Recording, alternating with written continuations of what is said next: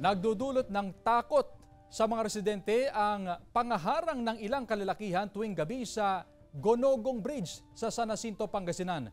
Ang detalye sa report ni Claire Lacanilaw. Nagdulot ng takot sa ilang residente ang umaring pangaharang ng ilang kalalakihan sa bahagi ng Gonogong Bridge ng Barangay Lobong, San Jacinto, Pangasinan tuwing gabi. Nagdadalawang isip din daw ang ilang motorista na dumaan sa tulay dahil sa umano'y insidente ng pangaharang. Yung hinabol po doon sa kabila, madam, ay estudyante.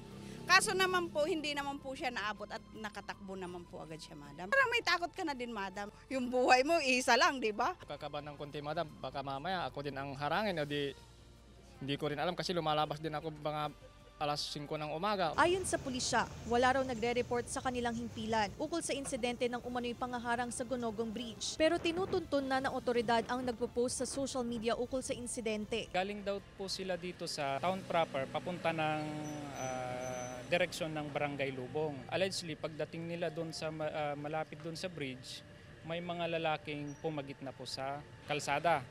Ngayon, dahil po may mga kasabayan, paparating na kasabayan, allegedly, ayon sa kanila, kaya pumagilid na rin lang yung mga lalaking nangaharang. Patuloy ang investigasyon ng otoridad kung may katotohanan ng insidente ng umano'y pangaharang sa Gonogong Bridge. Kasabay nito, pinaigting nila ang police visibility at pagbabantay sa lugar lalo na tuwing gabi. Bago po yung mga reported na ganyan, regular naman yung ginagawa naming patrolling.